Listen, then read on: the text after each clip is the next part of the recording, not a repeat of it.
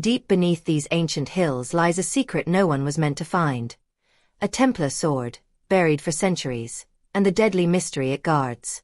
Some say the knights who wielded it vanished without a trace, leaving behind whispers of forbidden rituals and revenge. And now, someone has disturbed its resting place. Strange accidents, shadowy figures, and a dark secret that could rewrite history are all tied to this sword. What did the Templars hide, and why was it meant to stay buried? By the end of this story, you'll question everything you thought you knew about the knights of old. And what happens when their secrets are uncovered. I never thought I'd be part of something that could change history. I was just an archaeologist, someone who loved old things, dusty relics, and the quiet thrill of uncovering the past. But nothing in my years of digging, cataloging, and examining artifacts prepared me for what I found that day. The sword. It started like any normal excavation. My team and I were sent to a remote hill in Europe. Nobody had explored it in centuries, maybe ever.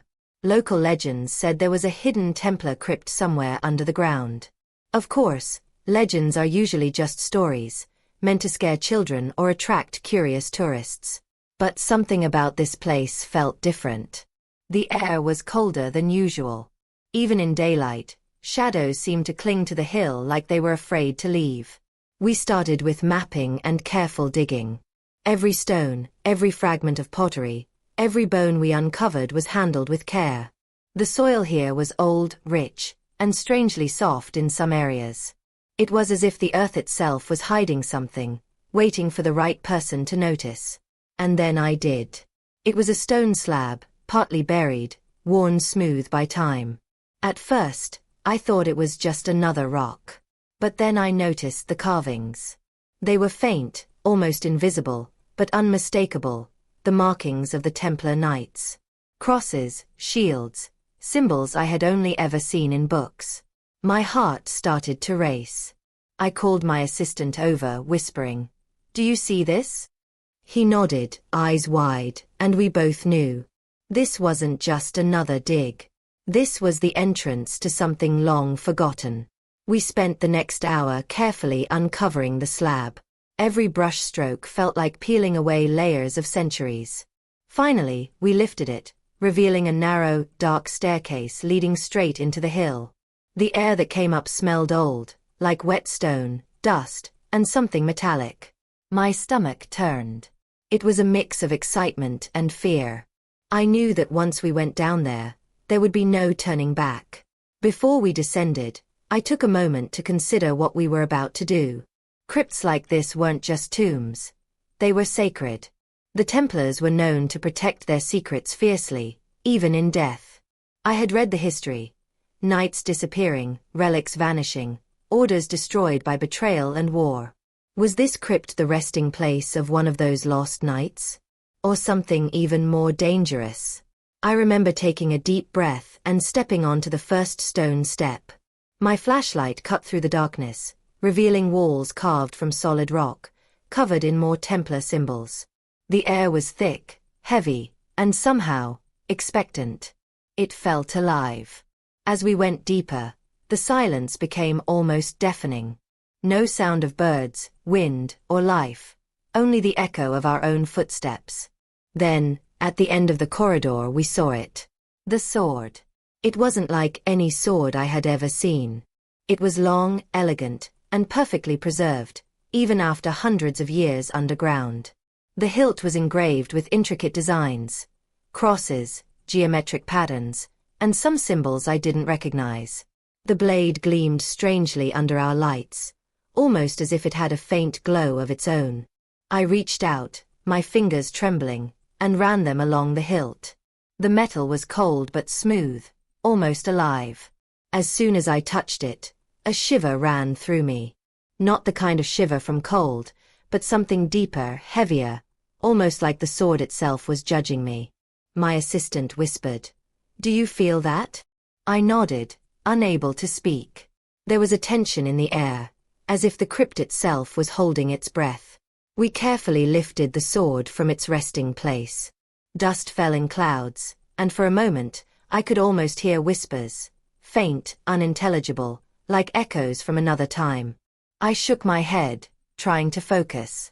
It's just our imagination, I said, but even to me, it didn't sound convincing. We decided to take it back to the surface. Every step up that staircase felt heavier than the last, as if the sword was a physical weight on our souls, not just our hands. When we finally emerged into daylight, it was hard to believe we had found something so extraordinary. I looked around at my team. Their faces were pale, eyes wide, and there was a quiet awe in the air. We had done it. We had uncovered a piece of history that had been hidden for centuries. But the moment was short-lived. Even as we packed the sword for transport, I noticed the first signs that this discovery was not going to be simple. Small things at first, a tool falling without cause, shadows flickering at the corner of my eye, a sudden chill that made me shiver even in the warm sun. My team joked nervously, trying to brush it off as excitement or fatigue. But deep down, I knew something had changed the moment we lifted that sword. Over the next few hours, I couldn't stop thinking about it. Who had placed this sword here? Why? And what had been meant to protect it? The Templars were known for their secrecy, their loyalty, and their ruthless enforcement of rules. They were warriors, scholars, and keepers of secrets that could shake the world. And now, one of their most guarded relics was in our hands. By the end of the day, I realized one thing. Finding the sword was only the beginning. Whatever history lay buried with it wasn't going to stay buried for long. And I had a feeling deep in my bones that the Templars' secret was far darker and more dangerous than anyone could imagine. As night fell, I stood by the hill, looking down at the dark entrance we had emerged from hours before. The wind whispered through the trees, carrying with it an almost imperceptible hum, like a warning. I couldn't shake the feeling that someone, or something, was watching. That we had disturbed something that was meant to remain hidden. And I knew, without a doubt, that our lives were about to change forever. The night after we brought the sword to the surface, I couldn't sleep. I kept seeing it, even when my eyes were closed. The gleam of the blade, the intricate markings on the hilt, and the strange aura that seemed to cling to it. It wasn't just a piece of metal. It felt alive, like it carried a weight far heavier than its physical form. I knew the Templars had hidden it for a reason. The thought made my stomach twist. The next morning, I went back to check on our excavation site. Everything seemed normal at first.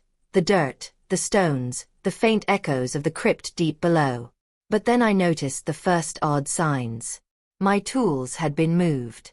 Not a lot, just a slight shift, as if someone, or something, had touched them. My colleagues laughed it off, saying it was the wind or our own forgetfulness. But I knew better. Later that day, one of my assistants, Emile, approached me with a pale face. "Did you hear that?" he asked, his voice barely above a whisper. I frowned. "Hear what?" He hesitated, glancing over his shoulder. "When we were carrying the sword up, I swear. I heard footsteps behind me. But no one was there." I forced a smile. "You've been working too hard. The adrenaline, the excitement. It messes with your mind." Emile nodded, but I could see he didn't believe it himself. And neither did I. By the third day, strange things started happening more frequently. At first, it was small, a shadow moving across the corner of a room, objects slightly out of place. But then, it became harder to ignore. I was cataloguing the sword, examining it under magnification, when I noticed a faint vibration in the hilt, almost like a heartbeat. My hand froze. I held it still, listening, and then it stopped. A trick of the imagination, I told myself. But the sensation returned every time I touched the blade. That night, I dreamed about the crypt. I was back in the darkness, the stone walls pressing in on me. The sword lay at my feet, glowing faintly, and whispers filled the air. Not words I could understand, but sounds that carried anger, warning, and sorrow all at once. I woke up drenched in sweat, my heart pounding, the feeling of the sword still lingering in my hand, even though it wasn't there. The following morning, Emile found a strange symbol drawn on the dirt near the excavation site. It wasn't like anything we had seen before. It looked like part of a map, or perhaps a warning, etched in precise lines, almost glowing in the early sunlight. No one admitted to drawing it, and no one could explain it. I felt a chill run down my spine. The Templars were meticulous, careful, and obsessed with secrecy. If this symbol was connected to them, it wasn't meant for discovery. As we continued cataloging, I started noticing more things. Historical records from nearby towns hinted at similar discoveries in the past, artifacts uncovered, only to vanish mysteriously. People had fallen ill, gone missing, or even died under unexplained circumstances. At first, I thought these were coincidences. But after 3 days with the sword in our possession, I began to wonder if there was more truth to those stories than I wanted to admit. One afternoon, I went to the local library to research Templar artifacts. Dusty old books, yellowed maps, and fragile manuscripts filled the shelves. I spent hours poring over them, looking for any mention of a sword hidden in that region. And then I found it, a faint reference in a manuscript from the 13th century. It described a sword, the final resting blade of a knight betrayed by his order, hidden in a crypt to prevent its knowledge from spreading. The text warned that those who disturbed it would feel the weight of the past upon their souls. I closed the book, my hands trembling. That wasn't a metaphor. That wasn't exaggeration. Something about the way the words were written, the urgency in the scribbles, made it feel real and terrifying. Back at our camp, I tried to warn my team. "We need to be careful," I said. "This sword, it's not just a relic. There are stories tied to it, people who have disappeared or worse after disturbing Templar artifacts. We can't ignore that." Some of them nodded nervously, others rolled their eyes. None of them had seen what I had felt. None of them had felt the subtle weight, the presence, as if the sword was aware of us. That night, Emile didn't show up for dinner. I found him later, sitting alone by the edge of the hill, staring into the dark forest. "It's watching me," he muttered when I approached. "Everywhere I go, I feel it. The sword. It's like it knows." I put a hand on his shoulder, trying to calm him, but I felt it too. A subtle pressure, like a weight pressing down on my chest. The air felt colder, thicker. Something wasn't right. Over the next few days, strange accidents began to occur. A crate fell without anyone touching it. A rope snapped while we were moving equipment. Shadows seemed to shift unnaturally when we weren't looking directly at them. Even the animals nearby acted strangely. Birds avoided the area entirely, and dogs refused to approach the excavation site. And then, the first serious incident happened. One of my assistants, Marco, had been examining the sword late at night, alone in the lab. He called out to me, panicked. I ran in to find him on the floor, pale and shaking, pointing at the sword. There was a faint scratch across the blade that hadn't been there before, tiny, deliberate, almost like a warning. Marco swore he had not touched it, and I believed him. It was impossible, yet undeniable. Something or someone had marked the sword while it was under our care. And that's when I realized, the Templars' warning wasn't about people stealing or selling the sword. It was about disturbing it at all. From that moment, I knew our lives had changed forever. The sword wasn't just a historical artifact, it was a key to something much larger, something hidden for centuries. And as the sun set over the hill, I felt an unshakable certainty that uncovering its secret was only the beginning.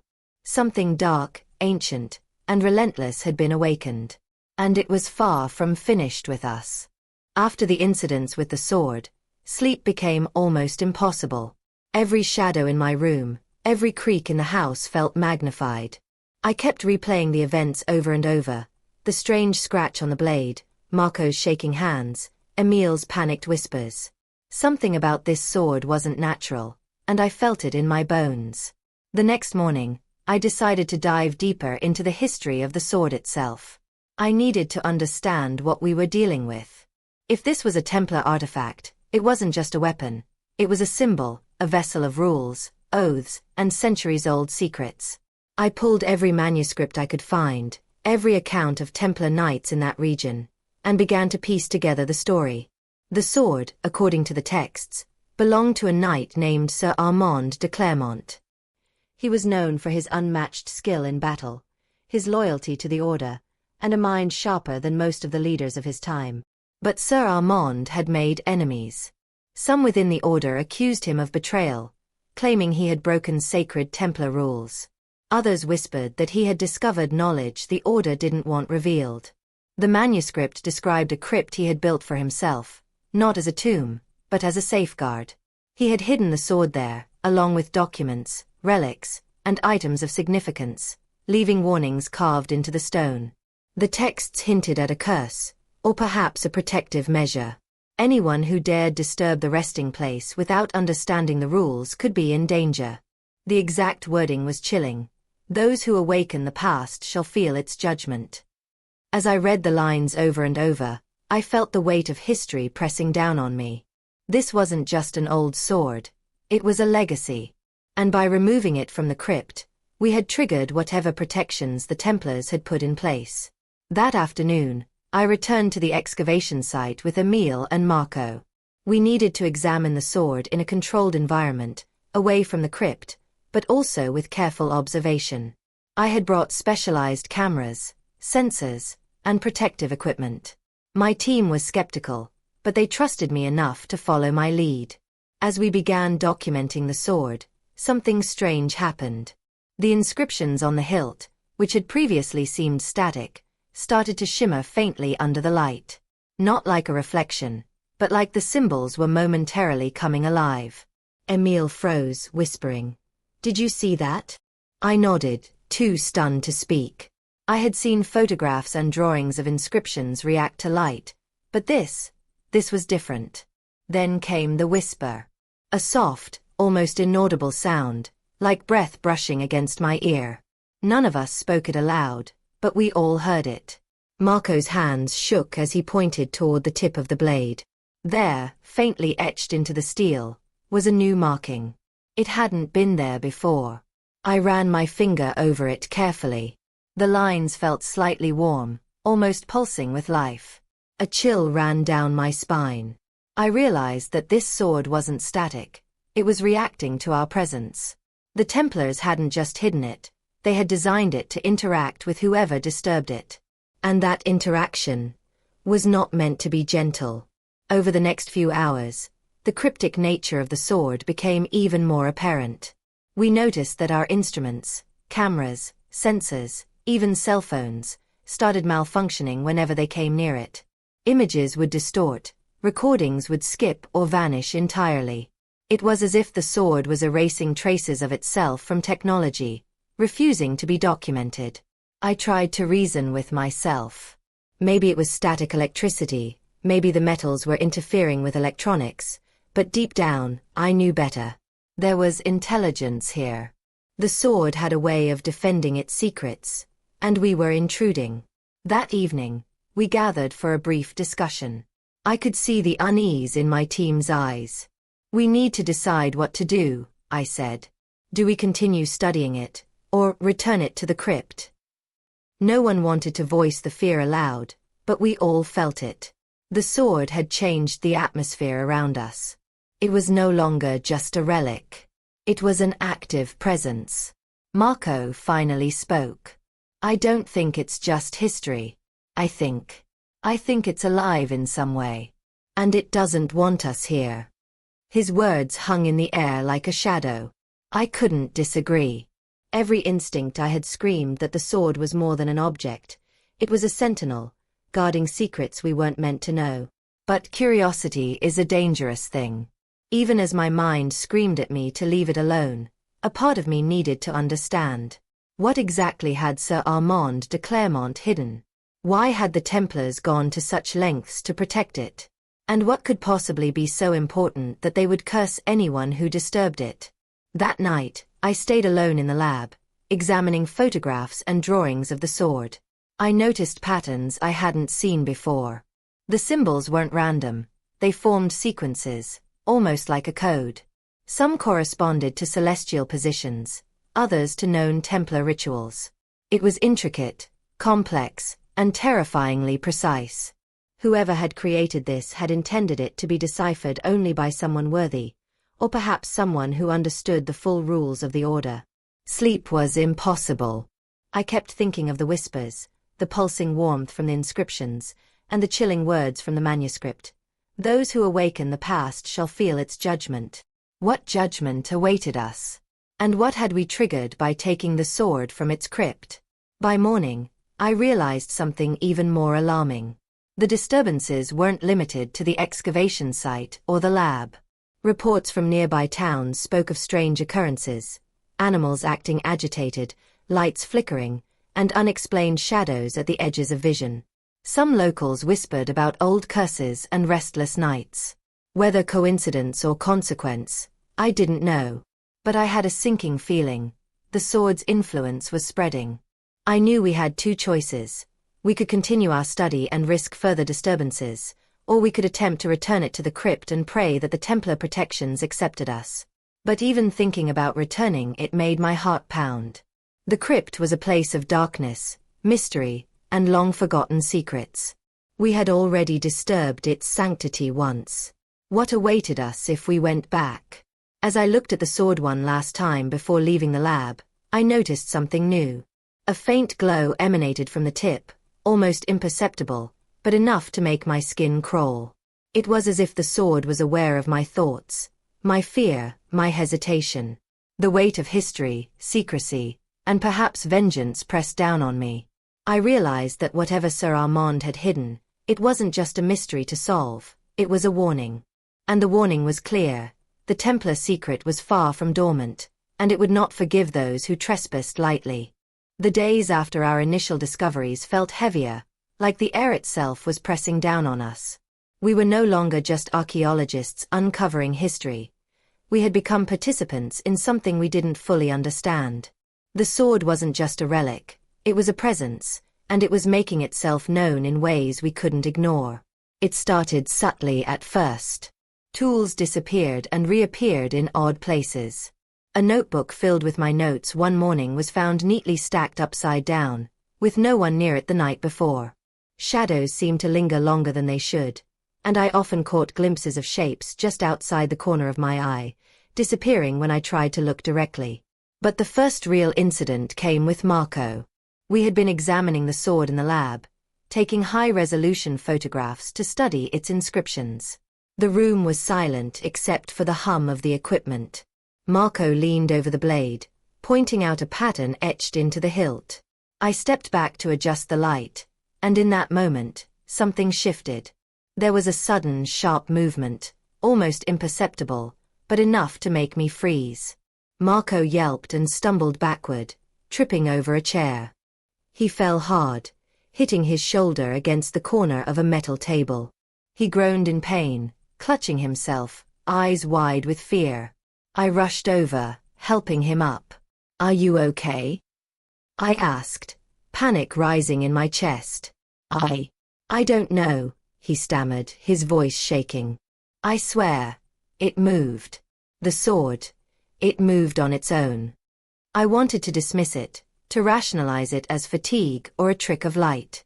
But the truth was, I had seen it too.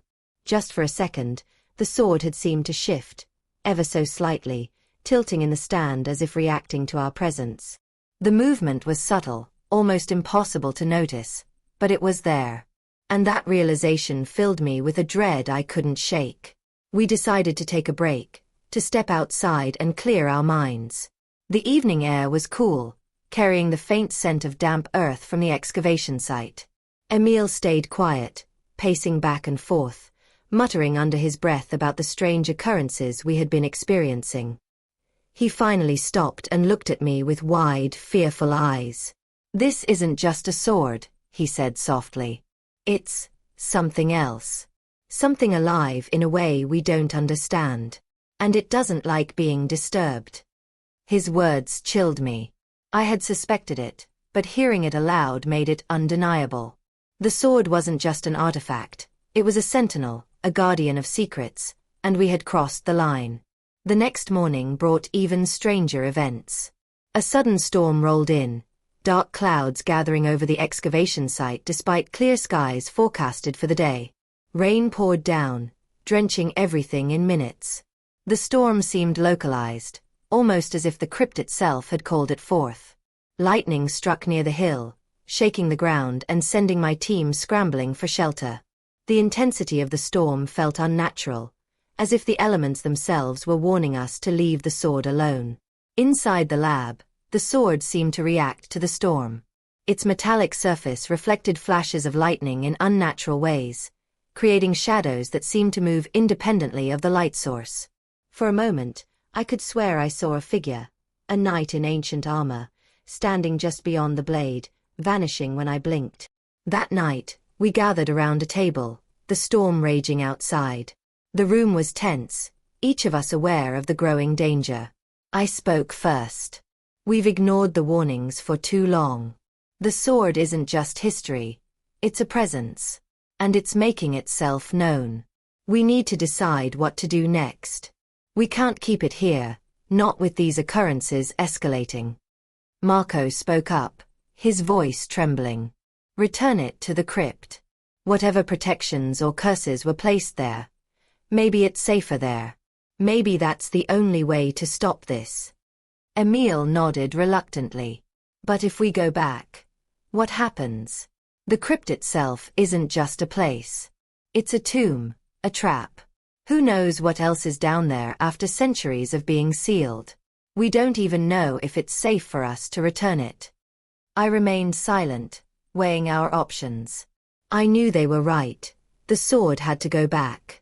But the idea of descending into that crypt again, knowing what we now knew, filled me with dread. We had already disturbed it once, and there was no telling what consequences awaited us. That night, sleep became impossible. I kept hearing whispers in the dark, faint and unintelligible, yet undeniably present. It was as if the sword was speaking to me, or perhaps to all of us, reminding us that we were intruders.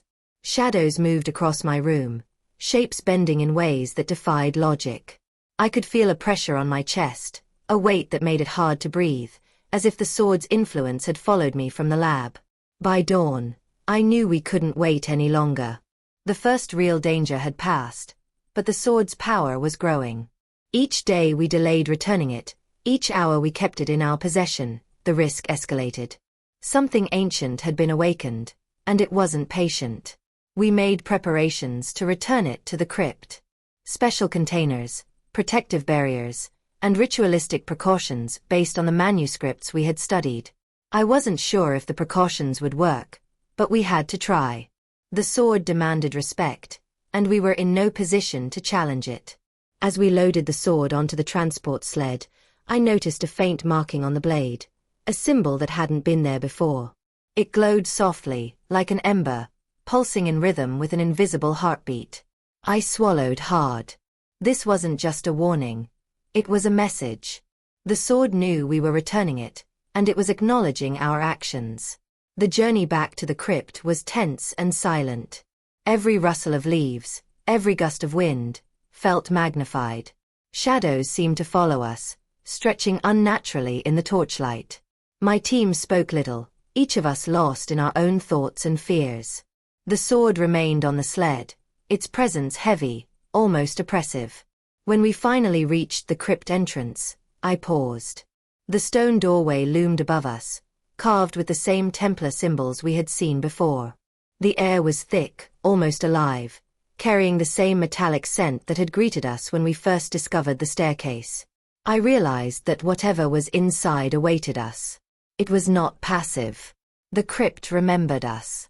I took a deep breath, steeling myself for what lay ahead. This wasn't just a historical excavation anymore. It was a confrontation, with history, with the Templars, and perhaps with forces we could barely comprehend. The first consequences had only been the beginning.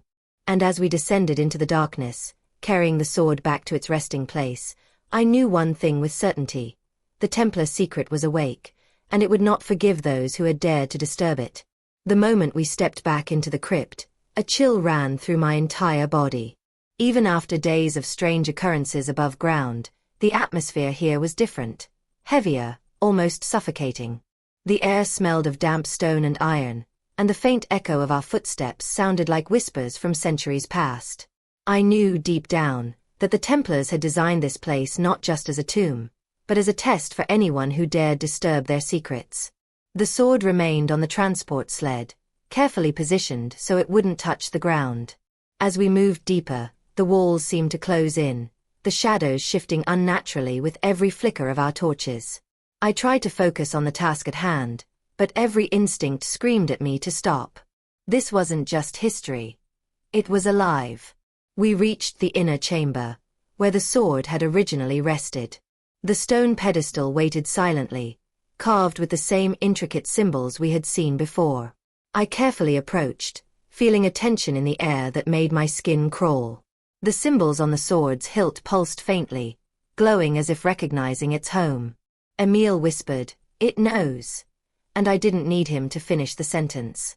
Before we placed the sword back, I decided to examine the pedestal more closely. Carvings on the stone depicted knights in various poses, some kneeling, some holding swords upright, and others seemingly in battle. But what caught my attention were the inscriptions beneath them, written in an ancient code I had only partially deciphered. They were instructions, warnings, rules of the Templar Order. One phrase repeated over and over: "He who disturbs the sacred blade shall bear the weight of the past." Another line spoke of betrayal, vengeance, and justice, suggesting that the Templars had anticipated intruders and had prepared consequences for anyone who broke their rules. It was clear, they had not only hidden the sword but had left a warning that we had ignored. As I studied the inscriptions, a faint sound echoed through the chamber. At first, I thought it was our footsteps, but then I realized it was something else. A low, almost imperceptible humming, like the vibration of a metal string under immense tension. The sound grew slightly louder with each step we took closer to the pedestal. My heart raced. It was as if the crypt itself was alive, reacting to our presence. When we finally placed the sword back onto the pedestal, something shifted. A subtle vibration ran through the stone, and the glow from the sword's hilt intensified for a brief moment. I stepped back, holding my breath. Emile and Marco looked equally tense, their eyes fixed on the blade. And then, silence. For a few seconds, nothing happened. I allowed myself a cautious sigh, thinking perhaps we had done the right thing. But then the temperature dropped suddenly, and a cold wind swept through the chamber, extinguishing several of our torches. Shadows stretched unnaturally along the walls, forming shapes that resembled the knights in the carvings. A whisper followed, soft at first, then louder. "Who disturbs the order?" It was a voice, unmistakably human, yet otherworldly. My stomach turned, and I felt a pressure in my chest, as if the very air weighed down on me. Emile grabbed my arm, whispering, "We shouldn't have touched it. We shouldn't have moved it." The sword pulsed once more, and I saw it, a faint silhouette, like a ghostly figure of a knight, standing beside the pedestal. Its armor gleamed dimly, and its eyes, though shadowed, seemed to pierce through me. I couldn't move, couldn't speak. The presence was overwhelming, a combination of authority, judgment, and warning. Then the figure raised its hand toward us, not aggressively, but as if signaling for respect. And in that instant I understood. The Templars had left more than just a weapon. They had left a guardian, bound to the sword, to protect it and enforce their rules. We were intruders, yes, but perhaps there was still a chance to earn their forgiveness. I took a deep breath and spoke, my voice shaking. We didn't know. We only wanted to study it, to preserve its history." The figure remained motionless, but the tension in the room lessened slightly. The humming faded, replaced by a silence so thick it pressed against my ears. Emile and Marco followed my lead, bowing their heads in a gesture of respect. We had unknowingly trespassed into a world where history, loyalty, and vengeance were intertwined. The weight of centuries bore down on us, reminding us that some secrets were not meant for casual discovery. After several minutes, the figure slowly faded, leaving only the sword, its glow dimmed but still present. I exhaled slowly, my hands trembling. We had faced the first real warning from the Templars, and though nothing physical had harmed us, the message was clear. The sword was not to be trifled with. We spent the next hour carefully documenting everything, recording the inscriptions, the carvings, and even the faint traces of the figure's presence. I knew that no matter what evidence we collected, it wouldn't capture the full reality of what we had experienced. Technology could not record the weight of history, the sense of judgment, or the living aura of a Templar's legacy. By the time we emerged from the crypt, the sun had begun to rise, casting a pale light over the hill. The storm from days before had passed, leaving the air crisp and silent. I looked at my team, seeing the same mix of awe and fear reflected in their eyes. None of us spoke for several minutes, each lost in our own thoughts. Finally, Emile broke the silence. "Do you think it will forgive us?" His question hung in the air, unanswered. I didn't know. But I realized something important.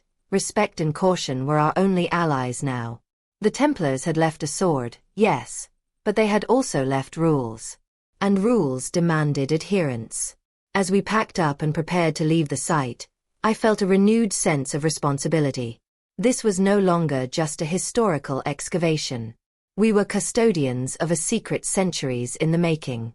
Every decision, every step we took from this point forward would determine not just our safety, but whether the sword, and the legacy of the Templars, remained protected or unleashed upon the world. I knew one thing for certain: our journey with the sword was far from over. The first warning had been delivered, and the Templar secret had made its presence known. But the deeper mysteries, the rules, and the consequences were still ahead of us, waiting to be uncovered. And as I looked back at the crypt one last time before descending the hill, I felt the quiet hum of the sword in my mind, a reminder that history is never truly dead, and that some secrets demand respect, or they will take it by force. After the encounter with the ghostly figure, none of us spoke much for the rest of the day. The crypt had left an impression on each of us, a weight that was impossible to shake. Even above ground, the air felt different, almost alive, as if it carried the memory of the Templars themselves. We knew the sword wasn't just a weapon, it was a key to understanding a man, a history, and a secret long buried. I decided it was time to delve deeper into Sir Armand de Clairmont's past. If we were to understand the sword and the warnings, we had to understand him. 4 hours, I pored over manuscripts, letters, and historical records in the nearby archives. Each document painted a picture of a man both brilliant and feared, a knight who was loyal to the Templar order but who also walked a dangerous line. Sir Armand had been exceptional, an unparalleled strategist, a scholar of forbidden knowledge, and a warrior whose skill with the sword was unmatched. But he had enemies.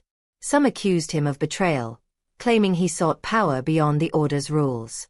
Others whispered that he had uncovered secrets the Templars wanted buried forever. Regardless of which version was true, one thing was clear: he was not to be trusted by anyone who didn't fully understand him. The documents hinted at a scandal, one that had shaken the Templar order. Sir Armand had been involved in a dispute over the safeguarding of an artifact, the very sword we had found. The records were vague, but one line struck me: the blade is both judge and witness. It carries the burden of justice, and only the worthy may wield or move it without consequence. As I read these words, a chill ran down my spine. The sword wasn't just a weapon, it was a sentinel, a guardian of justice, and it had been waiting for centuries for someone to disturb it. We weren't just archaeologists uncovering history. We had trespassed into a domain carefully protected by the past. That evening, I returned to the lab to review photographs of the sword, hoping to detect patterns or clues that might help us understand its nature. As I examined the hilt, I noticed the faint markings that had pulsed before. This time, they seemed to align with constellations, ancient star patterns used by the Templars to encode information. My pulse quickened. The sword wasn't just a relic of war. It was a map, a key, and a warning all in one. I called Emile and Marco over. "Look at this," I said, pointing to the patterns. "The symbols aren't random. They correspond to celestial positions. Sir Armand may have encoded directions or instructions into the sword itself. Whoever understands them could uncover much more than we've seen so far." Emile leaned closer, his face pale but determined. So, the sword isn't just dangerous, it's intelligent. It reacts to people, interprets them. And now that we've touched it, it knows we're trying to learn its secrets. Marco shivered. We've already felt its power. Do we really want to push further? I hesitated. Part of me wanted to stop, to leave the sword where it belonged. But another part, curiosity, responsibility, the drive to understand history, pushed me forward. I couldn't walk away, not now. The Templar's secret had chosen us, whether we liked it or not. Over the next few days, we studied the sword's inscriptions in more detail. Each symbol, each line, revealed a story. Some spoke of loyalty and sacrifice, others of betrayal and vengeance.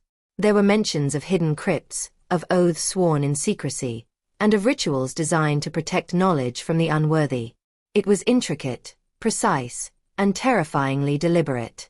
The Templars had not merely hidden a sword, they had created a living puzzle, one that could exact consequences on those who failed to respect it. As we pieced together the history, strange events continued to escalate.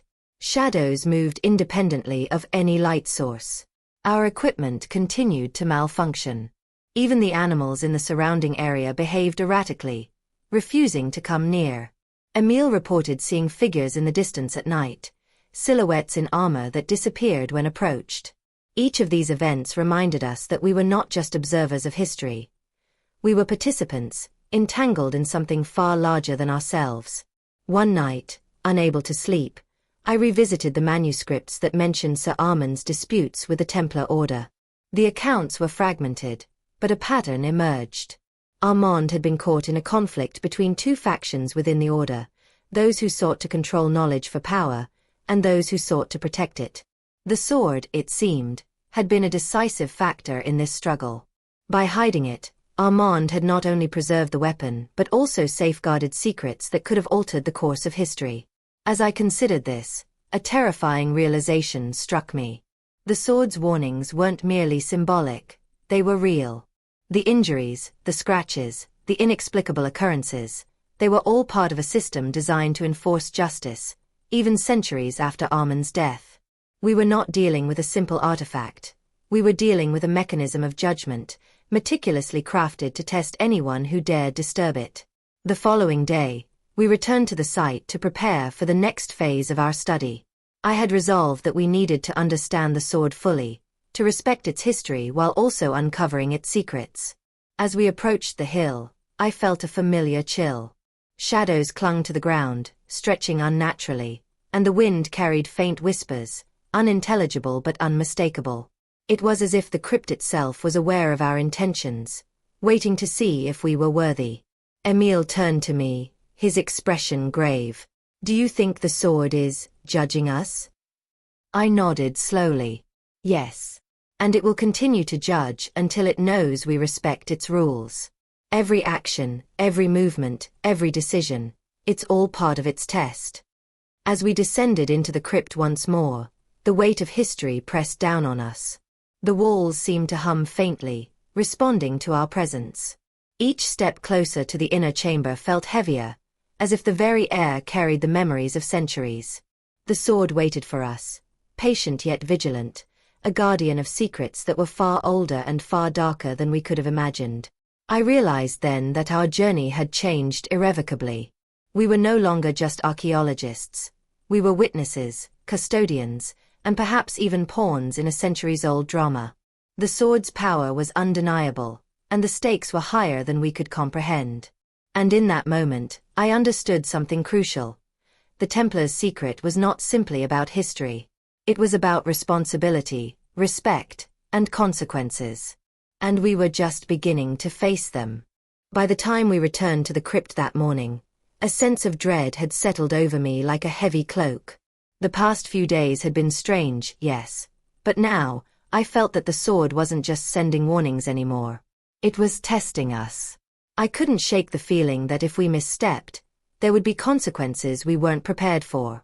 We entered the crypt quietly, torches in hand, the flickering light dancing across the stone walls covered in Templar carvings.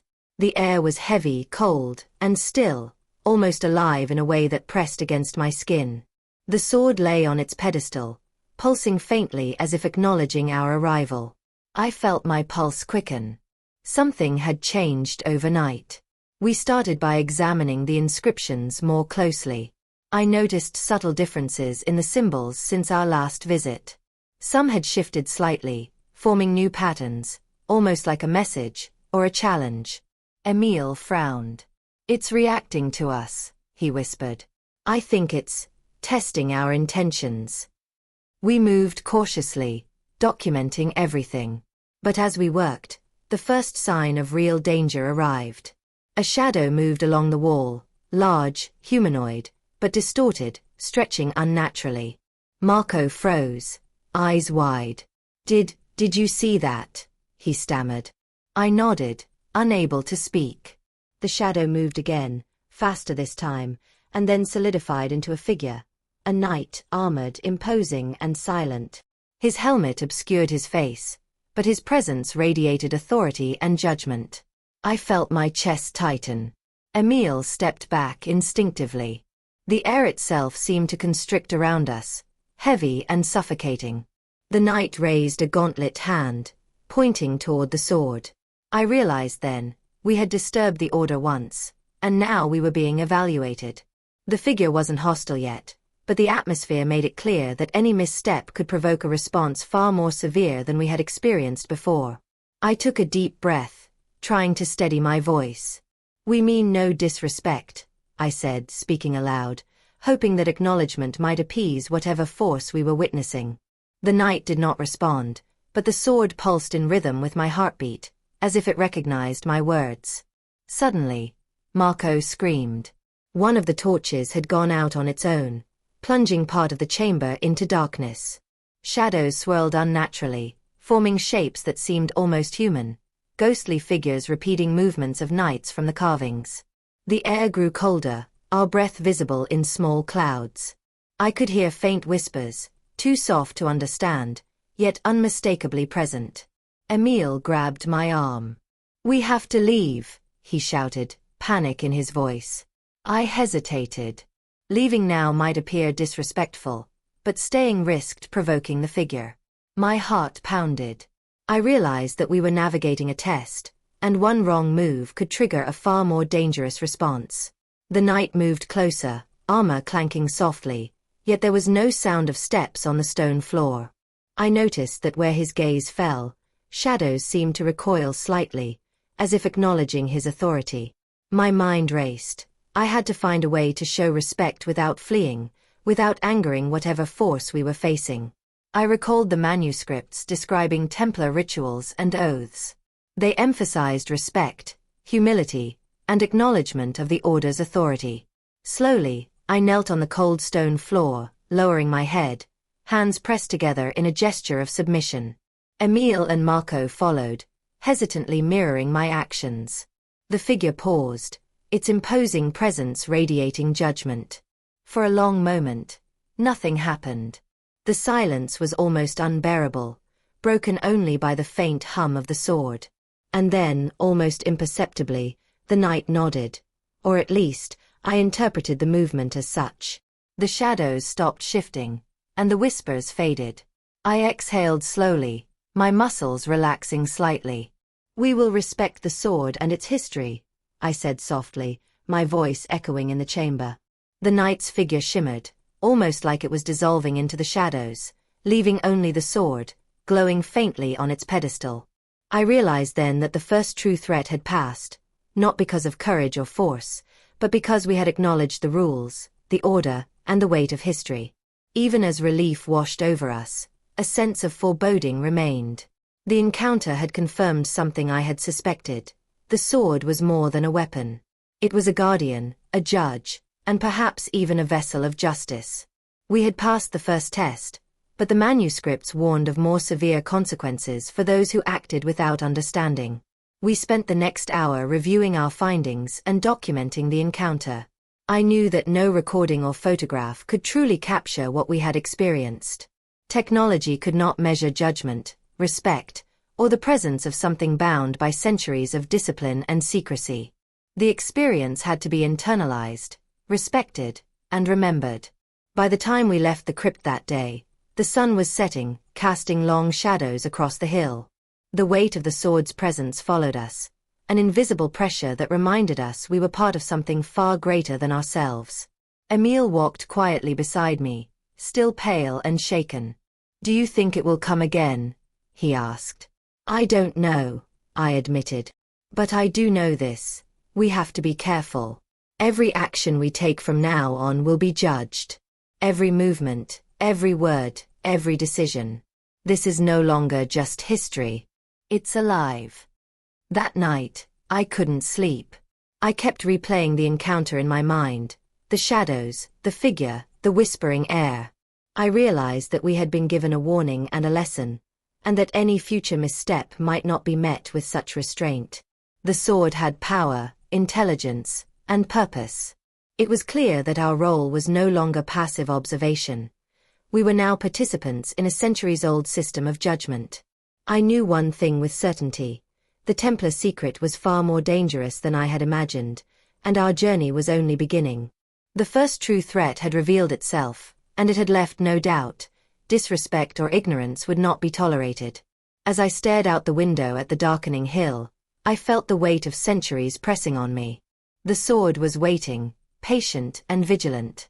And we had only begun to uncover the depth of its history, the rules it enforced, and the consequences of failing to understand. The day after our encounter with the armored figure, none of us spoke much. The weight of the crypt, the sword, and the lessons we had received pressed heavily on our minds. Even above ground, the air felt different, charged, almost like it remembered every action we had taken. Every shadow seemed longer, every gust of wind sharper. I realized that the sword's presence wasn't limited to the crypt. It followed us, reminding us that history was alive. We decided to study the manuscripts again, hoping to understand more about Sir Armand's intentions. What was the purpose of the sword beyond its physical power? The more I read, the more I realized we had uncovered only a fraction of the truth. The Templars had not simply created a weapon, they had crafted a system of rules, a mechanism to enforce judgment across centuries.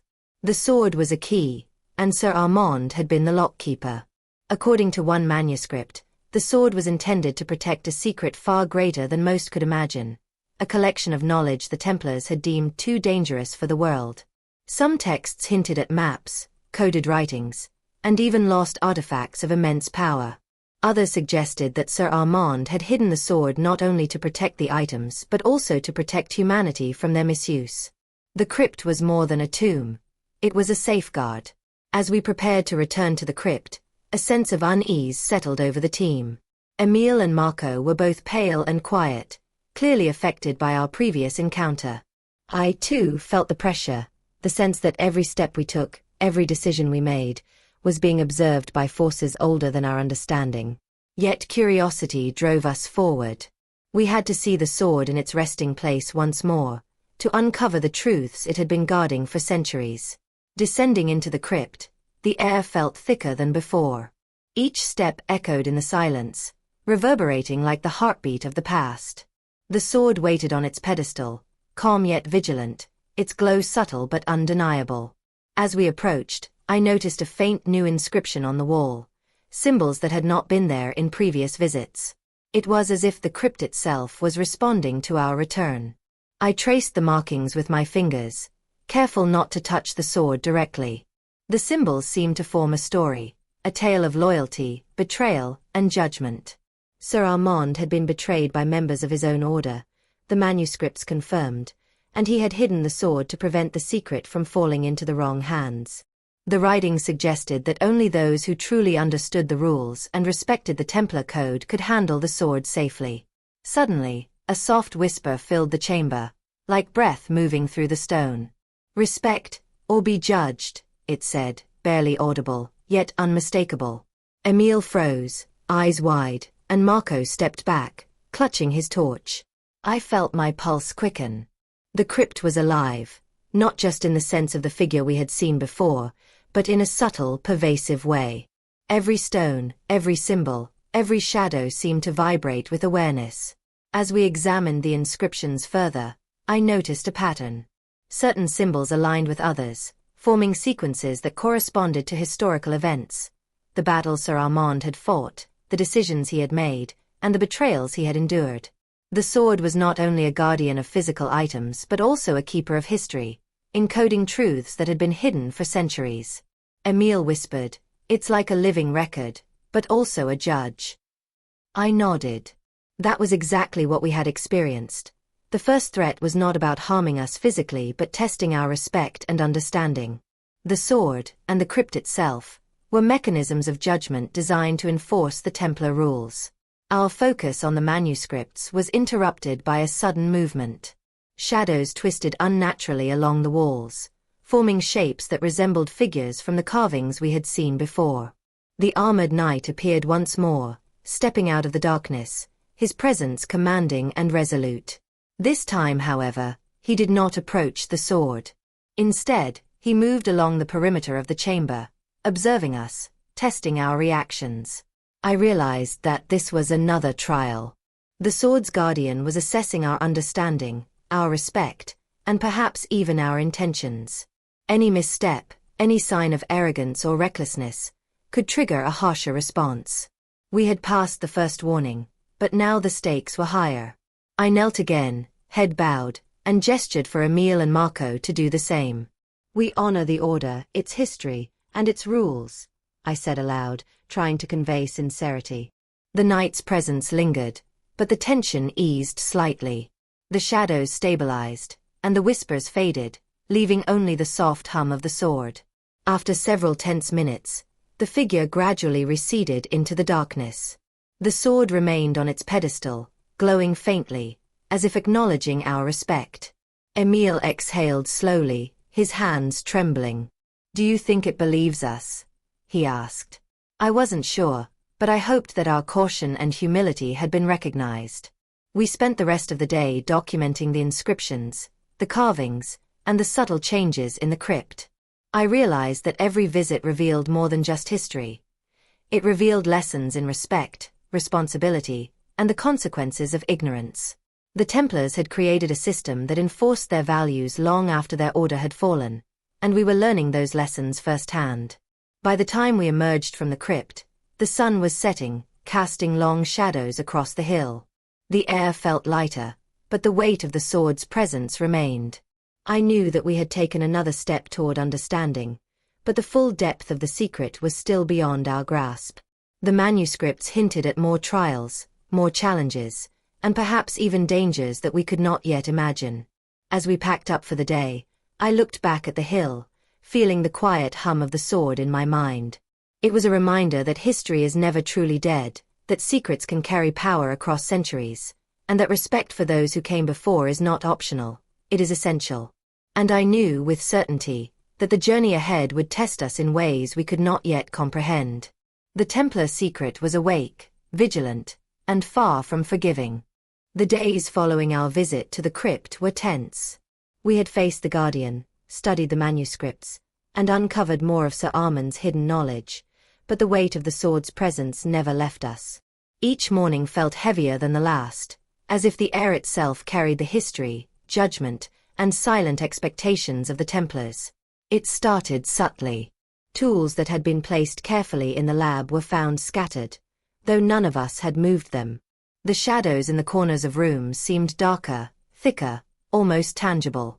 And then there was the hum, a low vibration that would suddenly rise and fall, like the sword itself was breathing. Emile and Marco admitted they could feel it too.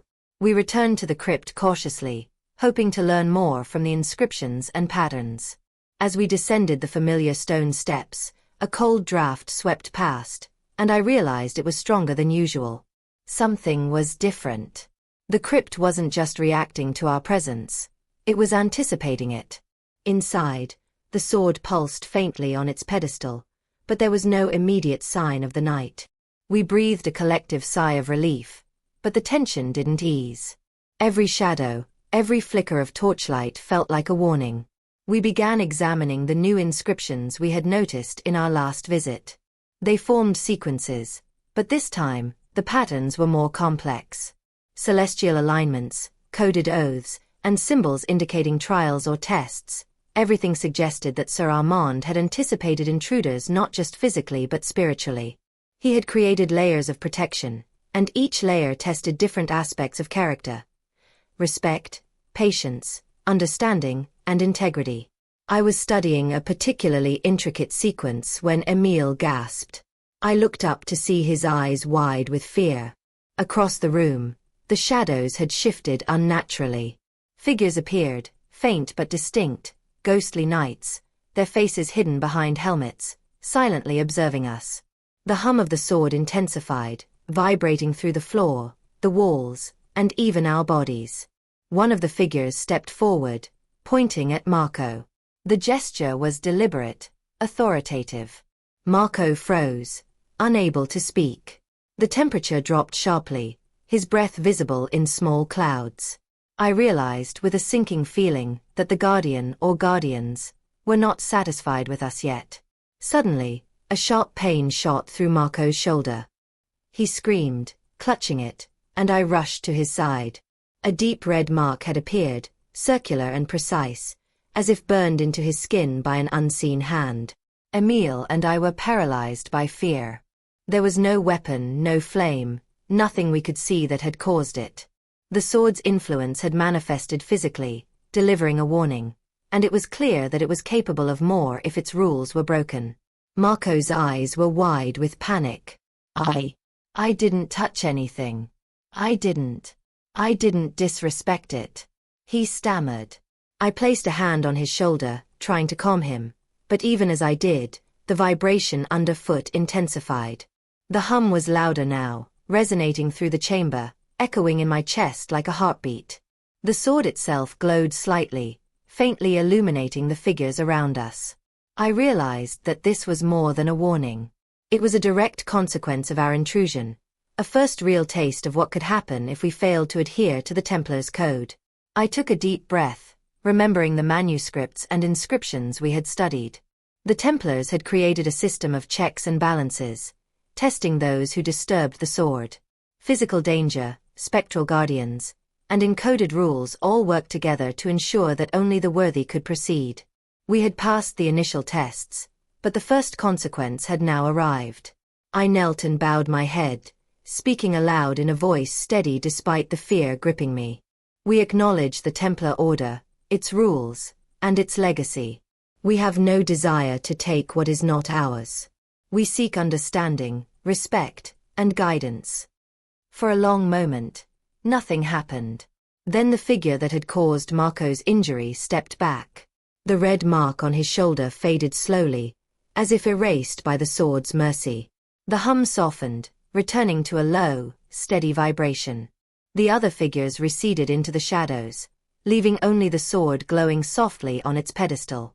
We stayed in the chamber for a long time afterward, documenting everything carefully. The inscriptions, the carvings, and the ghostly manifestations, all of it reinforced one undeniable truth. This sword was a living enforcer of history and morality. It was not malevolent in a random sense. It was precise, deliberate, and just. Every reaction was calibrated to our actions, our understanding, and our respect, or lack thereof. As we emerged from the crypt, the sun was rising, casting long golden light across the hill. Emile and Marco were silent, each lost in thought. I knew that the first true consequence we had witnessed was only the beginning. The manuscripts hinted at further trials, more severe and personal. The sword's judgment was patient, but it was not forgiving. I realized then that our journey had become far more than an archaeological investigation. We were participants in a centuries-old system, a test of character, patience, and reverence. Each step, each decision, each interaction with the sword carried weight far beyond our understanding. That night, I couldn't sleep. Images of the ghostly knights, Marco's injury, and the pulsing sword haunted me. The lesson was clear. The Templar secret was alive, active, and capable of enforcing its rules across time. We had glimpsed the first consequence, and we knew, without a doubt, that there would be more if we failed to understand, respect, and follow the rules. By morning, I resolved that we needed to proceed with extreme caution. The sword's trials were real, and any arrogance, carelessness, or ignorance could provoke outcomes we weren't prepared for. Emile and Marco agreed silently, their expressions grave. The weight of centuries, the presence of the sword, and the judgment of the guardians had left no room for doubt. We were no longer just seekers of history. We were witnesses to a living legacy, tested by a force older and more deliberate than anything we had imagined. The first consequence had arrived, and it would guide the path ahead, shaping every action, every decision, and every encounter with the Templar's secret. The first consequence of our intrusion had left a mark on all of us, not just on Marco's shoulder, but on our understanding of what we were dealing with. The sword was not a relic, it was a living mechanism of judgment, tied to rules, loyalty, and centuries of secrets. We couldn't ignore it. We couldn't approach it casually. Every step had to be measured, deliberate, and respectful. That morning, I gathered Emile and Marco outside the lab, the hill looming in the distance. "We've faced warnings," I said quietly, "and we've felt consequences. But if we are to understand the sword, if we are to uncover Sir Armand's secrets fully, we need to face what I believe is the ultimate trial." They exchanged anxious glances. Emile nodded, his voice shaking slightly. "We have to do it. But, what if it's worse than before?" "I don't know," I admitted. "But we've learned that respect, humility, and understanding are key. If we fail again, we may not have another chance. This is the last layer of what the Templars created. The sword's judgment may be absolute." We descended into the crypt once more. The air was colder than usual, and every step echoed through the stone halls like the heartbeat of history itself. The sword waited on its pedestal, glowing faintly, seemingly aware of our presence. This time, I could feel a tension deeper than any previous visit, like the crypt itself was holding its breath. We approached the pedestal carefully, taking note of the inscriptions around it. The sequences were more intricate than ever, combining celestial alignments, coded oaths, and references to loyalty and sacrifice. I realized that this was not simply a test of knowledge or patience, it was a test of character, of integrity, of the very intentions we carried into the crypt. As I studied the carvings, a whisper filled the air, soft but clear: "Prove your worth. Only the worthy may proceed." The words were chilling, yet strangely precise. Emile swallowed hard, and Marco's hands shook as he held his torch. The ghostly figure of the knight appeared again, emerging from the shadows. His presence was commanding, more intense than before, and I felt a wave of pressure against my chest. He did not move toward the sword immediately, instead circling us, observing every gesture, every breath. I realized then that this was the ultimate assessment, the final trial of the Templar system. I knelt, head bowed, gesturing for Emile and Marco to do the same. "We seek understanding, respect, and knowledge," I said aloud. "We have no desire to harm, take, or manipulate. We wish only to honor the order and its history." For a moment, nothing happened. Then, the sword pulsed, brighter than I had ever seen, illuminating the crypt in an ethereal glow. Shadows shifted, revealing figures in armor, knights who had stood for centuries guarding secrets we could barely comprehend. The temperature dropped sharply, and I could see my breath in small clouds. The knight moved closer, stopping directly in front of the sword. He raised a gauntlet hand, and I felt a pressure in my mind, as if he were testing my resolve, my honesty, my intentions. The hum of the sword intensified, vibrating through the stone floor and into my chest. It was almost overwhelming, a sensation that combined awe, fear, and reverence. Suddenly, the inscriptions on the walls began to glow faintly, forming a sequence that we could interpret. It was a map, a guide to Sir Armand's hidden knowledge, encoded in symbols, stars, and rituals. But it was more than that. It was a revelation of the sword's ultimate purpose: to protect, to judge, and to ensure that history remained intact. The Templars had created a system to safeguard knowledge from those who were unworthy, and the sword was its living guardian. I realized then that this trial was not about physical danger, it was about proving worthiness. The previous warning and consequence had tested respect and caution. This trial tested intent, character, and understanding. Every gesture, every word, every thought mattered. Emile whispered, "It's like it's reading us, judging us." I nodded, feeling the truth of his words. The knight's presence was overwhelming, but it was not malevolent. It was precise, deliberate, and just. I spoke again, my voice steady despite the fear gripping me. "We honor the past. We respect the rules. We seek to understand, not to take. We accept the weight of history and the responsibility of knowledge." For a long moment, nothing happened.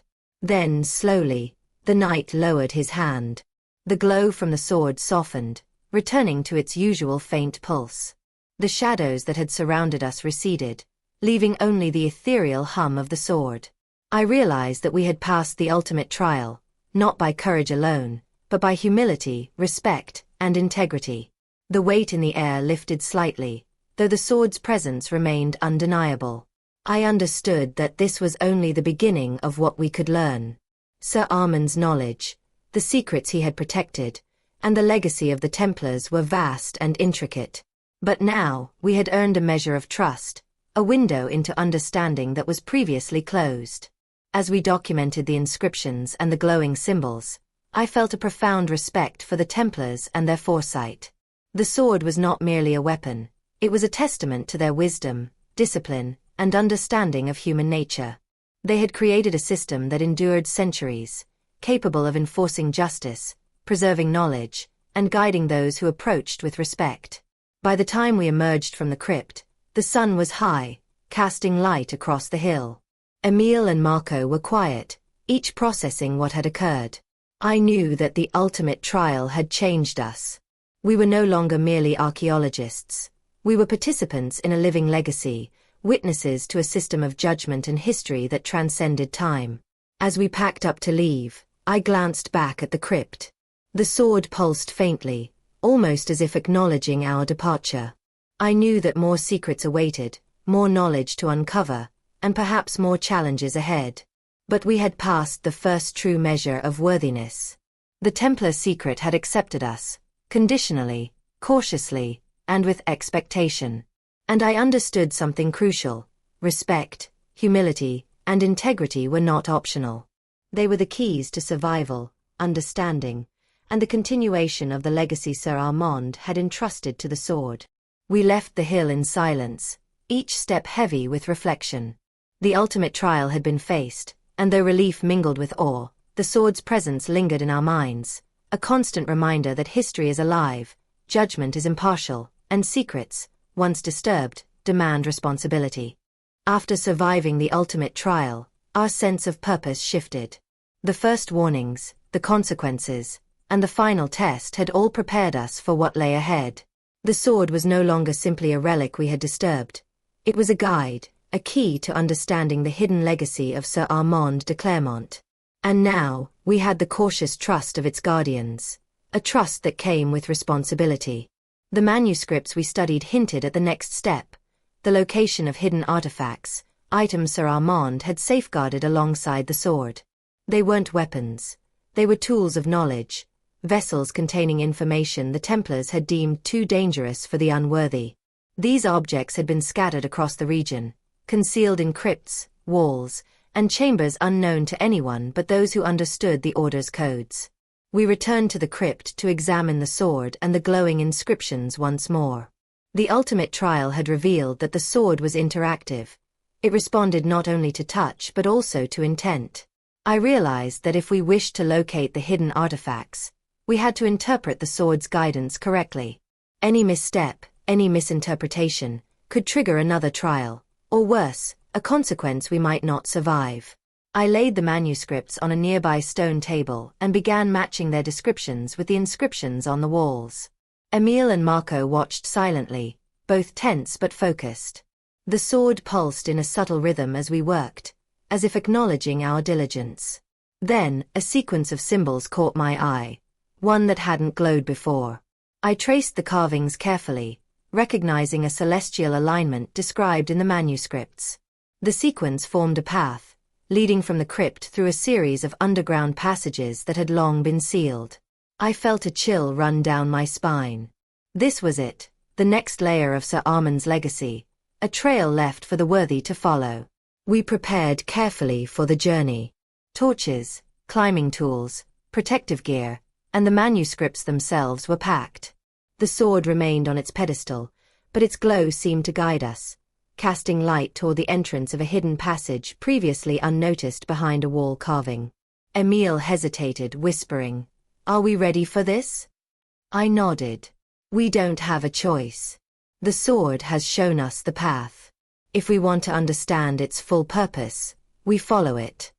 The passage was narrow and dark, carved from the same stone as the crypt but clearly older, worn by centuries of concealment. The air was thick, damp, and musty, but it carried an unmistakable sense of expectation, as if the passage itself knew we were coming. Every step we took echoed eerily, bouncing off the walls and amplifying the tension. After what felt like hours of careful navigation, we reached a small chamber. Inside were several stone pedestals, each bearing an object wrapped in ancient cloth. I approached cautiously, the sword's glow still faintly illuminating the space. The artifacts varied: a small metal box engraved with Templar symbols, a scroll sealed with wax, and an intricately carved amulet. These were no ordinary relics. They were repositories of knowledge, carefully hidden for centuries. Emile reached out, but I stopped him. "Wait," I said. "The sword hasn't indicated permission yet. Remember the rules. We only proceed with respect and intention." We knelt together, bowing our heads in reverence. "We honor the Templar Order and Sir Armand's legacy," I said. "We seek understanding, guidance, and knowledge, not power." Slowly, the sword's glow intensified, illuminating the pedestals. The objects seemed to vibrate subtly, acknowledging our respect. I realized that the sword was acting as a guide, verifying that our intentions were pure before allowing us to engage with the artifacts. I unwrapped the metal box carefully. Inside were several scrolls, each detailing maps of the region, secret routes, and instructions for safeguarding knowledge. The writings were precise, encoded in the Templar cipher we had been decoding for weeks. Emile and Marco helped transcribe the information, careful not to disturb the placement of the items. Next, I opened the scroll sealed with wax. It contained detailed accounts of Sir Armand's campaigns, his strategies, and his conflicts with factions within the Templar Order. Some passages were troubling, descriptions of betrayals, punishments, and the extreme measures taken to protect secrets. I realized that Sir Armand's life had been a delicate balance between duty, loyalty, and survival. The sword was more than a weapon. It was a record of those choices, a guardian ensuring that history was preserved accurately. Finally, I examined the amulet. It was small, made of polished iron, engraved with symbols I had seen on the sword hilt. As I held it, a warmth radiated through my hands, a sensation both comforting and powerful. I understood that this object was a key of sorts, a tool that connected the artifacts, the sword, and the knowledge Sir Armand had safeguarded. The manuscripts hinted that it could also unlock further guidance, but only if the holder approached with humility and understanding. Suddenly, the temperature in the chamber dropped, and shadows shifted along the walls. The ghostly night appeared, observing us silently. I felt the familiar pressure in my chest, a reminder that we were still being judged. But this time I was ready. I knelt, head bowed, and spoke clearly. "We honor the Templar Order and its legacy. We accept the responsibility of these artifacts and seek to protect the knowledge they hold. We are worthy, guided by respect, humility, and purpose." The night paused, and the sword's glow expanded, illuminating the chamber fully. For the first time, I felt a sense of approval, a silent acknowledgement that we had passed another test. The artifacts were now ours to study and protect, but the responsibility weighed heavily. As we documented everything and prepared to leave the chamber, I realized something crucial. The journey was far from over. The sword, the night, and the artifacts were all connected. Each layer we uncovered revealed more about Sir Armand's intentions, his legacy, and the careful mechanisms he had created to safeguard history. By the time we emerged from the hidden passage, The sun had begun to set. The hill was quiet, the air crisp, and the weight of the sword's presence lingered in our minds. Emile and Marco were silent, processing what we had found. I knew that the artifacts were only the beginning. They were keys to further secrets, deeper knowledge, and perhaps even more trials. We had survived the ultimate trial, discovered hidden artifacts, and earned a measure of trust from the sword and its guardians. But the lessons of humility, respect, and integrity remained. The Templar secret was alive, vigilant, and far from forgiving. Every step forward required caution, every decision demanded reverence, and every discovery carried consequences. And I understood one undeniable truth. Sir Armand's legacy was vast, intricate, and dangerous. The sword was only the beginning, and the artifacts we had uncovered were the next layer of a centuries-old system of knowledge, judgment, and protection. Our journey had entered its most perilous and fascinating phase, and there was no turning back. The artifacts had changed everything. Holding Sir Armand's scrolls, maps, and amulet, I felt the weight of centuries pressing down on us. Not just the physical presence of the crypt or the sword, but the responsibility of knowledge that could alter history itself. Every detail mattered, every step forward demanded precision and reverence. That night, back in our makeshift lab near the site, we spread the artifacts across a table and began deciphering them carefully. Emile and Marco worked alongside me, each line of code, each symbol, each map carrying the tension of what might happen if we misinterpreted it. The sword's influence was still present, echoing in my mind like a low hum, a reminder that the Templar's judgment extended beyond the crypt. The first major revelation came from the wax-sealed scroll. Hidden within the lines of Sir Armand's personal account was a reference to a location, a secret chamber buried deeper than the crypt, where he had concealed the ultimate Templar secret. The manuscript suggested it contained knowledge that could shift the balance of power, strategies, and artifacts designed to safeguard or manipulate history depending on the intentions of those who uncovered them. I swallowed hard. This is bigger than the sword, I whispered. Emile looked up, eyes wide. Bigger than anything we've faced, he admitted. And if the sword is a judge, what happens if we misstep here? The amulet glowed faintly as if responding to our discovery. I realized that this was the moment of alignment. The artifacts, the sword, and our intentions had to converge perfectly. Sir Armand had designed the system to test the worthiness of those seeking the deepest truths. Any error could provoke a consequence far more severe than Marco's first injury. The maps indicated a hidden passage beneath the hill, connected to the original crypt but separated by tunnels unknown to anyone outside the Templar Order. I traced the routes carefully, noting symbols that indicated traps, guardians, and tests of character. These were not physical challenges alone. They were trials of patience, respect, and understanding. The Templars had created mechanisms to prevent arrogance or greed from overcoming wisdom. Emile and Marco exchanged worried glances. "Are we ready for this?" Marco asked, voice barely above a whisper.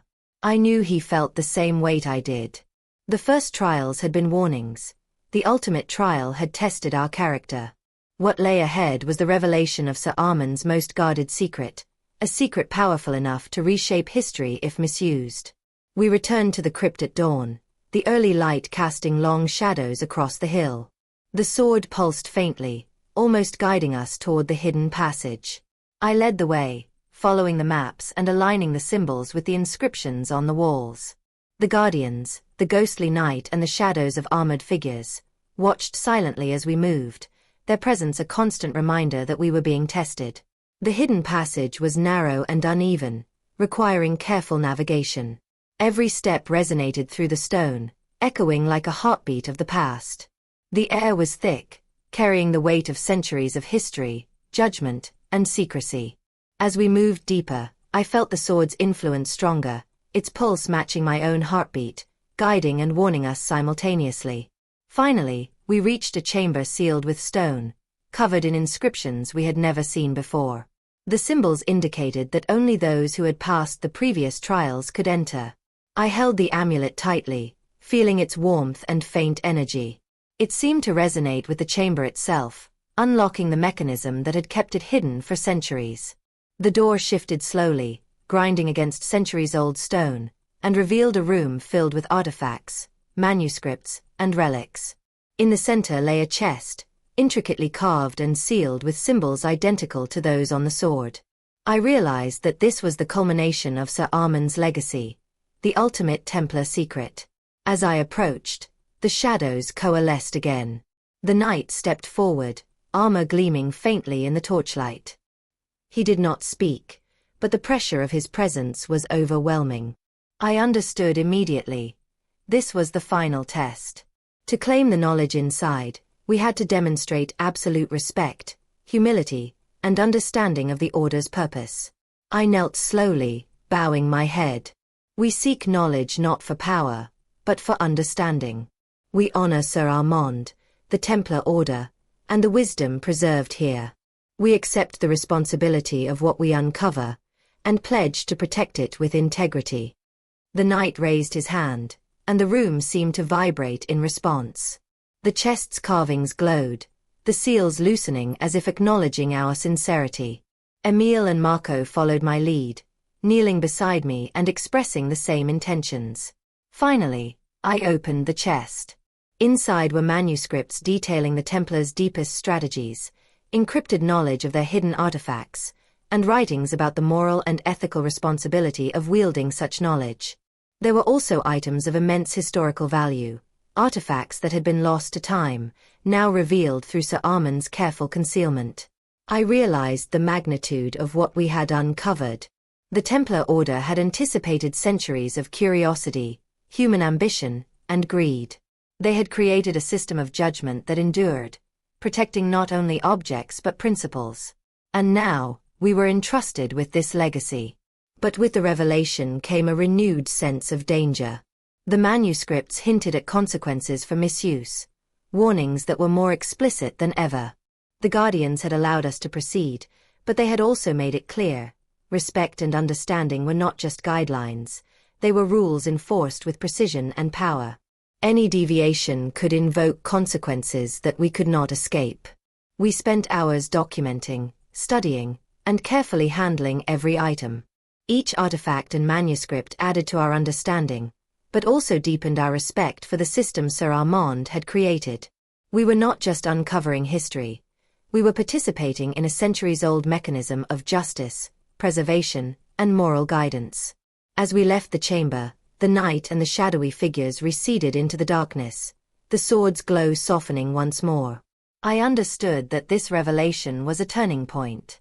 We had passed the ultimate test of character and were now entrusted with knowledge that could reshape understanding of the Templar Order. But the sword's presence remained a reminder. This was not the end. The Templar secret was vast, intricate, and alive.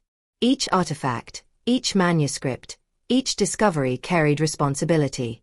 And though we had earned the right to proceed, the lessons of respect, humility, and integrity would guide every step we took in the days, weeks, and years to come. We emerged from the crypt, the hill bathed in the golden light of late afternoon. Emile and Marco were silent, the weight of our discovery evident in their expressions. I knew that the journey was far from over. The revelations of Sir Armand's legacy had only begun to unfold, and the sword, its guardians, and the hidden artifacts would continue to guide, judge, and protect the Templar secrets for as long as we honored them. For days after uncovering Sir Armand's ultimate secret, a strange unease settled over us. The crypt, the sword, and the hidden artifacts had tested our character, but now, it felt as though forces beyond the crypt itself were observing us. The Templar legacy was no longer confined to stone walls or shadows. It seemed to reach outward, into the world beyond. We had taken every precaution. Detailed notes, careful handling of artifacts, and strict adherence to the rules we had learned. Yet, I noticed unusual occurrences around the lab and our accommodations. Tools misplaced, doors slightly ajar, and the unmistakable feeling of being watched. Emile voiced what I had begun to suspect. Someone, or something knows we have these artifacts, he said quietly one evening. Marco nodded, pale. I've felt it too. There's a presence. Not just the Guardians, but something else. I knew he was right. We weren't alone. Sir Armand's system had protected the artifacts for centuries, but now, by uncovering them, we had signaled our presence to others. There were those who would see the Templar secrets as an opportunity, not a responsibility. And unlike the crypt, they would not judge with justice, they would act with greed and ambition. One night, while reviewing manuscripts by candlelight, we heard the sound of footsteps outside the lab. Heavy, deliberate steps, careful but purposeful. I motioned for Emile and Marco to stay quiet. The door creaked, and a shadow moved past the window. Whoever it was, they were not here for research, they were here for the artifacts. We quickly secured the items and hid them, placing them in a false compartment we had prepared beneath the floorboards. The intruder never entered, but the message was clear. The world outside the Templar Guardian's control was dangerous, and the secrets we had uncovered carried consequences far beyond what we had faced in the crypt. The next day, we returned to the crypt to consult the sword. I knew we needed guidance. The ultimate revelation was only part of the journey. Understanding the artifacts was one thing, but safeguarding them was another. As we approached, the sword pulsed faintly, the Guardian's shadows stretching across the walls. The air was heavier than usual, almost urgent. The knight appeared again, moving silently, observing us. I knelt, head bowed, explaining our dilemma. We have uncovered the artifacts, but there are others who seek them. We do not wish to misuse them, but we need guidance to protect them. Please, show us the way. For the first time, the sword's glow shifted dramatically, illuminating the crypt and the hidden passages like a map. The inscriptions on the walls aligned, revealing patterns that we had not noticed before. Paths, concealments, and traps designed not only to protect the artifacts but also to prevent them from falling into the wrong hands. Sir Armand had anticipated external threats as well as intruders within the crypt. I realized the significance immediately. The Templar legacy was alive not only through the sword and the Guardians but through a network of hidden protections that extended far beyond the crypt. Every artifact, every scroll, every amulet had a designated hiding place, encoded with instructions for those worthy of discovering it. The system was immense, intricate, and unforgiving. We followed the patterns, mapping the paths and planning how to secure the artifacts. Each step revealed more about Sir Armand's foresight. Secret chambers within nearby hills, hidden compartments in ancient buildings, and coded locations in the surrounding countryside. It became clear that the responsibility of these secrets was enormous, extending beyond us and into the future. But as we worked, a sudden cold wind swept through the crypt. The shadows of the Guardians stretched and twisted, more animated than before. The hum of the sword intensified, vibrating through the stone. I knew then that the Guardians were warning us. External threats were approaching, and the sword's judgment was not just about our intentions now, but about protecting the legacy itself. We prepared for the journey ahead. The artifacts could not remain in one place for long. We needed to move them carefully, following the paths laid out by Sir Armand, and ensuring that only those who understood the rules could access them. Any misstep could provoke consequences from the Guardians or allow others with greed in their hearts to exploit the knowledge. As we packed the artifacts for transport, a shadow passed across the doorway. I froze, feeling the familiar pressure in my chest. Emile and Marco were tense, hands hovering near the items. The presence lingered, then receded. Whoever or whatever was outside, they were waiting, watching, and aware of our actions. The realization hit me hard. The Templar system had not only tested our character but had now thrust us into a dangerous world where knowledge could be exploited. The artifacts were not just history, they were power, and with power came responsibility and risk. We left the crypt cautiously, carrying only what we could safely move. The sun was low, casting long shadows across the hill. Every movement felt deliberate, every sound amplified. The Guardian's influence seemed to extend beyond the stone walls, reminding us that the secrets we carried were alive, and the responsibility to protect them was immense. That night, in a safe location, we mapped the next phase of our plan. The artifacts would be relocated according to Sir Armand's instructions, hidden in ways that respected the Templar rules. We knew that we had entered a new stage of the journey, one that involved not only discovery but vigilance, strategy, and ethical responsibility. The external threat, though unseen, was real. The sword had guided us, the guardians had judged us, and Sir Armand's legacy had been revealed. But the world beyond the crypt was unpredictable, and the artifact's power could not be underestimated. We had learned that uncovering history was only the beginning. Protecting it required courage, wisdom, and unyielding respect. As we rested that night, I understood the gravity of our mission. The Templar secret was no longer confined to stone and shadows. It was in our hands, and the world was watching. Every decision, every movement, and every choice carried weight. We had survived the ultimate trial, uncovered hidden artifacts, and revealed part of Sir Armand's secret, but the journey was far from over. The sword, the guardians, and the legacy of the Templars had guided us this far. Now, it was up to us to honor that guidance and protect the knowledge from forces that would misuse it. The responsibility was immense, the stakes higher than ever, and the consequences of failure potentially catastrophic. And I knew without a doubt that the next steps would test us in ways we could not yet imagine. The weeks that followed were tense and meticulous.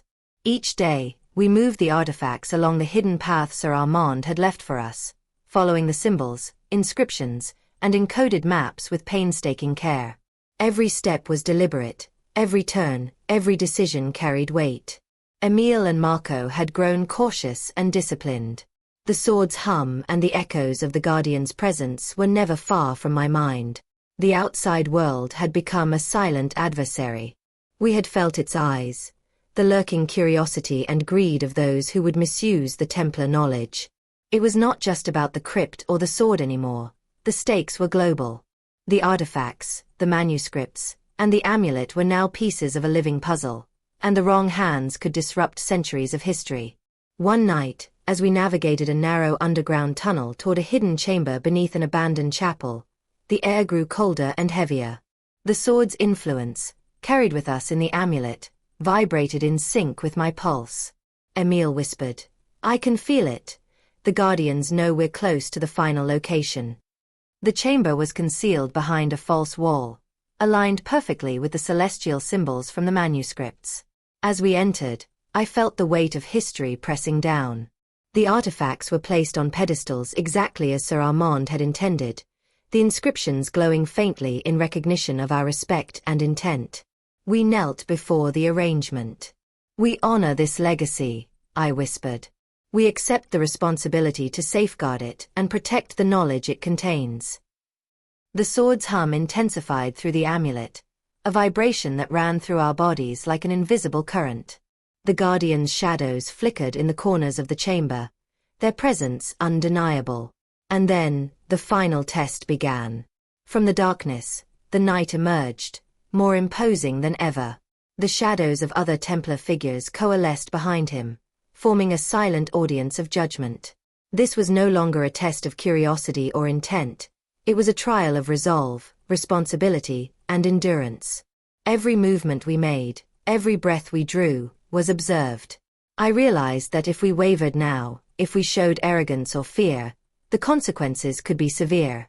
I took a deep breath, centering myself. We do not seek power. We seek understanding. We honor the order, its rules, and its legacy. We accept the responsibility of what we hold and pledge to protect it faithfully. Emile and Marco echoed the words, their voices steady despite the tension. The knight raised his gauntlet, and the shadows of the chamber shifted, aligning perfectly with the inscriptions on the walls. The artifacts pulsed with energy, the amulet glowing brightly in my hands. I felt the sword's presence vividly, almost tangible, a force of judgment, protection, and approval. Time seemed suspended. The chamber, the artifacts, the sword, and the Guardians existed outside the ordinary flow of reality. I realized that Sir Armand's system had been designed to test not only character but also the capacity to bear responsibility. Those who failed were denied the legacy. Those who succeeded became its stewards. Slowly, the knight lowered his hand. The shadows behind him receded, fading into the stone walls. The sword's hum softened, and the chamber's glow stabilized into a steady, warm light. The Guardians had judged us worthy. The legacy was secure, entrusted to those who understood the rules and the responsibility that came with them. We rose, exhausted but resolute. The artifacts, the manuscripts, and the amulet had been placed in their final locations according to Sir Armand's designs. Each item was now protected, hidden, and accessible only to those who approached with the same respect and integrity that we had shown. The Templar secret had been preserved, alive and vigilant, ready to guide future generations as it had guided us. Outside the chapel, the sun was rising, casting long, golden beams across the hills. The air felt lighter, freer, yet still carried the weight of centuries. Emile and Marco stood silently beside me, both awed and humbled by what we had experienced. The journey had been harrowing, demanding, and transformative. We had faced warnings, consequences, ultimate trials, and external threats, but through humility, respect, and integrity, we had prevailed. I realized something profound.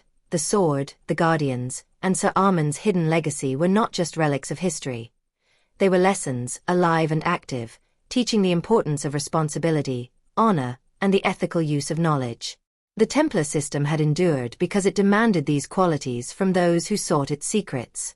As we packed the remaining tools and prepared to leave the area for good, I looked back at the chapel and the hill.